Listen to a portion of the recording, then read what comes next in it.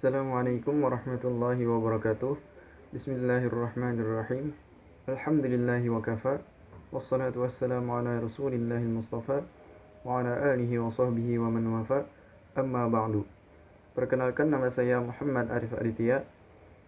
Saya di sini akan memaparkan materi saya yang berjudul Kelebihan dan Kekurangan Tafsir bi Al-Ma'sur.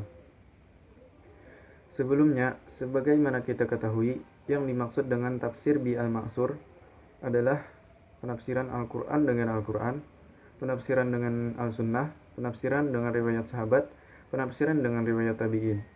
Meskipun yang terakhir ini masih diperselisihkan. Masuk kepada materi yang pertama, yaitu kelebihan tafsir bi al-ma'sur. Menurut para mufassir, tafsiran ini memiliki kualitas dan nilai yang tinggi. Dalam hal ini, Ibnu Katsir mengatakan, apabila ada orang yang bertanya tentang penafsiran yang paling baik, maka jawabnya adalah menafsirkan Al-Quran dengan Al-Quran. Dan jika tidak ditemukan di dalam Al-Quran, maka kita berpegang kepada sunnah Rasulullah SAW.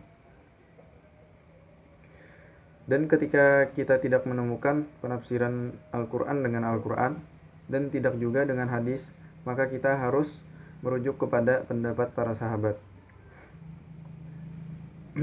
Dalam hal ini, Al-Sayuti juga menggunakan langkah-langkah tersebut dalam menafsirkan ayat-ayat. Tidak dielakkan lagi bahwasanya tafsirannya ini digolongkan di dalam golongan tafsir bi al-ma'sur.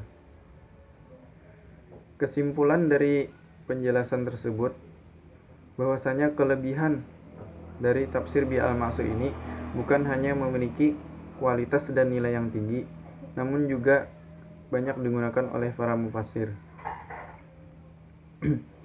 Selain memiliki kelebihan, tafsir bi al-ma'sur ini juga memiliki kelemahan, yaitu tercampurnya riwayat yang sahih dengan riwayat yang tidak sahih, dan riwayat-riwayat Israiliyat yang di dalamnya itu mengandung dongeng. Dan hal-hal yang tidak dibenarkan di dalam metode ini adalah sebab dari lemahnya tafsir bi al-ma'sur. Masuk kepada materi yang kedua, yaitu kelemahan dari tafsir bi al-ma'sur. Dan ini bisa juga disebut dengan sebab lemahnya tafsir bi al-ma'sur. Yang pertama yaitu berkembangnya pemalsuan di dalam penafsiran. Hal ini terjadi pada tahun 41 Hijriah, di mana umat Islam mengalami perselisihan di bidang politik yang menyebabkan terpecahnya umat menjadi beberapa golongan Syiah dan Khawarij. Dampak dari terpecahnya umat tersebut, terdapat orang-orang yang ahli bid'ah dan orang-orang yang hanya memikirkan hawa nafsu dan orang-orang yang fanatik terhadap golongannya. Dan mereka menyiarkan dan mengajarkan agama Islam dengan perilaku buruk tersebut. Kemudian yang kedua, masuknya pengaruh Israiliyat di dalam penafsiran, yakni masuknya pengaruh budaya Yahudi yang perkembangannya itu berpengaruh terhadap penafsiran. Yang ketiga, yaitu penghilangan sanad. Terhapusnya sanad adalah salah satu dari 3 sebab lemahnya tafsir bi al-ma'sur.